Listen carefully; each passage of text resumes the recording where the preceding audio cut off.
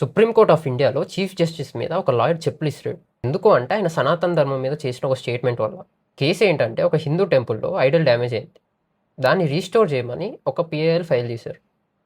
దానికి reportedly chief justice ఏమన్నారంటే ask the Idol it self to restore it's head.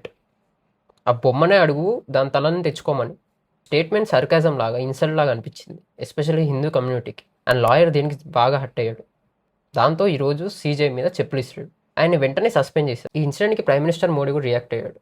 It is unacceptable అని condemn చేశారు. కానీ ఆ లాయర్ ఏం రిగ్రెట్ అవ్వట్లేదు. He's unapologetic.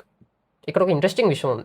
అదే సుప్రీంకోర్టు ఫ్యూ డేస్ ముందు ఢిల్లీలో ఉన్న అన్ని ఏన్షియన్ దర్గాస్ని రీస్టోర్ చేయమని ఒక ఆర్డర్ పాస్ చేసింది. ఇక్కడ ఆర్గ్యుమెంట్ ఏంటంటే హిందూ టెంపుల్స్లో వచ్చే సర్కాజం దర్గాస్లో మాత్రం యాక్షన్ ఎట్లయింది అని. జుడిషియరీ బయాస్డా? స్పెసిఫిక్ రిలీజన్కి టిల్ట్ ఉందా? సుప్రీంకోర్టులో చెప్పులు ఇసడం కరెక్టే అంటారా? లేదంటే నిజంగా ఆయన చేసిన స్టేట్మెంట్ అంత హర్ట్ఫుల్గా ఉందా? ఫెయిత్ వర్సెస్ జస్టిస్ లైన్ ఎక్కడ డ్రా చేయాలి? ఈ ఇన్సిడెంట్ మీద నీ ఒపీనియన్ ఏంటి? కమెంట్ చేయి.